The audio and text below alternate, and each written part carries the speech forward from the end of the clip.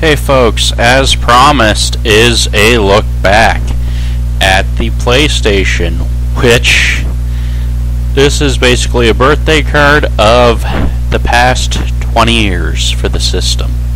Yes, the original PlayStation is 20 years old.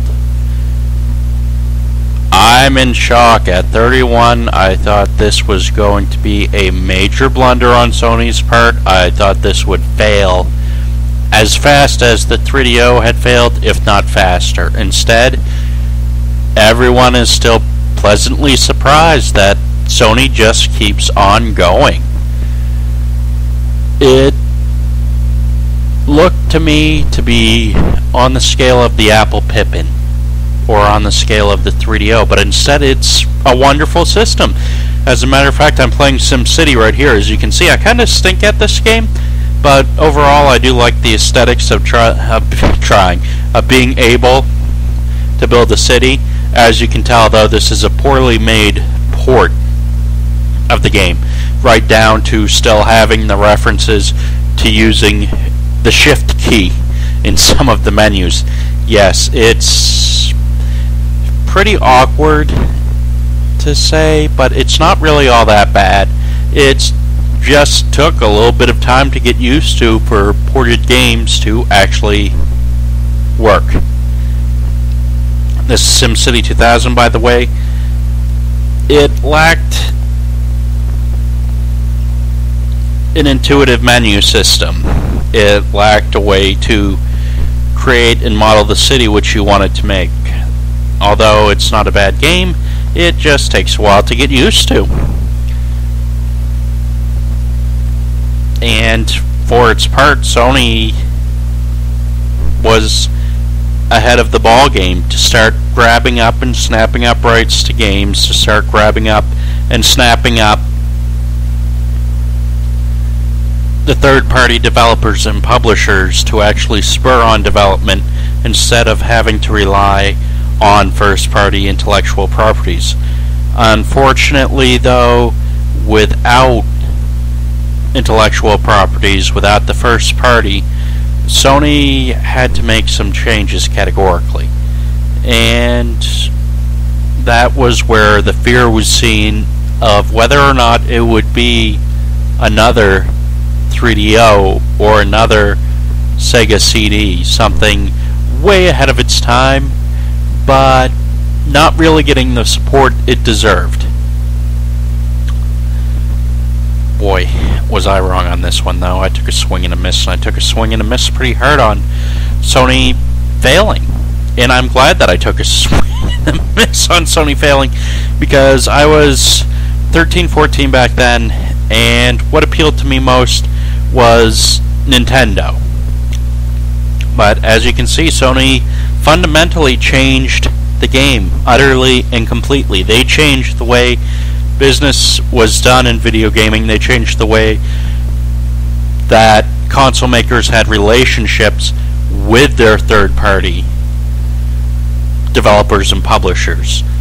And add on to that the CD-ROM storage capabilities. While not ROM cartridge based, they could hold much more data. Although they did not access as fast, they could hold that much more. What we're looking up now is NFL Blitz 2000. I'm currently in the rookie mode. In the arcade mode, playing as my favorite team of all time, the Buffalo Bills. And let's see, I'm trying to remember who I'm playing against, but it's Buffalo against, well, it's the arcade mode. So there you go, Buffalo against Baltimore. This was another good arcade port. I can remember spending more than my fair share of time, both in the arcades, more than my fair share amount of time in quarters, at the arcades playing this. When I was in high school, we still had a little arcade area in a bar, so I would play Blitz there. And I would play Blitz at home as well. I love the game. I love being able to leg drop guys. This was what Sony could do when it was on fire. And this was what was done well ahead of its time. I love this game for the simple fact that I played football in high school, and it's just really, really fun to do. You can take games like Madden, and you can take them. Yeah, I'll let you take them. But I'll also take Blitz as well, just to have a little bit of fun, just to not take anything too damn seriously. This was PlayStation ahead of its time in 1996. Sure, it looks blocky and glitchy now, but it honestly looks pretty good. And you can just tell by my voice how much fun I had in playing Blitz and playing it. A little protection would be nice. Yep. I love the fact that it never took itself too seriously. And that's the kind of fun, innovative atmosphere which is largely missing from games these days. You don't get to see too many of them that don't really play like they should be fun, or play like they just came out of the arcades. I meant, this game was amazing. And it's a pity modern day innovation hasn't really done what Sony developers and third parties had tried to do. It is a little frustrating at times, but it's also a lot of fun. Alright, now we're taking a look at Mega Man 8, a game I truthfully despise, and I do have a review on it. When I posted it, scored 1 out of 1. You can get what I meant in 1 out of 0. This was a cheap, shoddy attempt by Capcom to try and put some money back into its coffers by pushing Mega Man 8 onto a newer console. It was a terrible idea. It was a terrible strategy. I can't believe Sony took the swing and a miss to try to actually think that Mega Man 8 would actually turn out decently. It was poorly made. I think for nostalgia factor it scored higher than it should have for some reviewers, but it was just crap on wheels, I guess. It's kind of one of those early 90s ports that Capcom made to try to cash in, and pity Sony, they got lulled by it. Yeah, it was... Some of the games were amazing, some of them were quite honestly a mess. And I still can't understand why Sony would take swings on third-party publishers and developers who literally just left them out in the cold. I know there are some hidden items here, but I'm not all that concerned.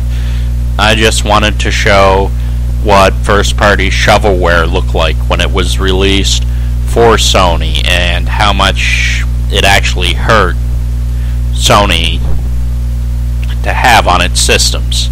I love all the Mega Man games except for Mega Man 8. I mean, really. The Super Nintendo games were fun. The PlayStation games, the X games, this game is terrible. The Super Nintendo games really were the pinnacle of the series, I do believe. And yeah, Mega Man 8 is not a pinnacle for the PlayStation. The last game I'm looking at, I played it before. It definitely set the standards for some teenage boys back in the day, myself included. Tomb Raider for the PlayStation 1. Yes, it's a port, but it's not a shoddy port. It looks great. This was a way, if you didn't have a Windows system, the PlayStation was a way for you to enjoy the computer games without having to be heavily invested into purchasing a new video card, purchasing new RAM, purchasing a new controller. I still remember having a Garvis gamepad, and the Garvis gamepad flat out was terrible.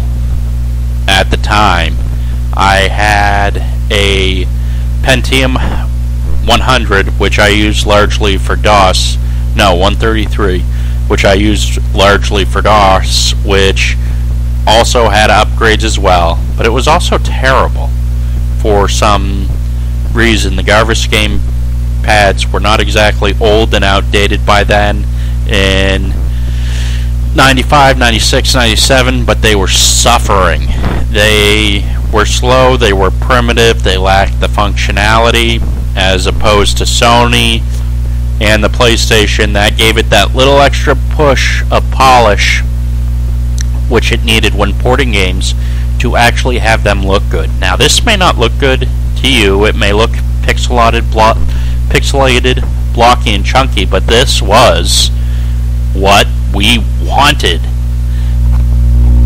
back in the late 90s and early 2000s. Well, if I could show you Resident Evil 2 I would, but this is a family friendly show and that's the way I like to keep it.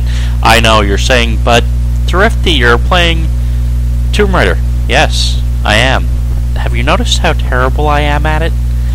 Yeah, it's probably very awkward now to play it on PlayStation. I'm sorry if that yelled a little bit, but yes, it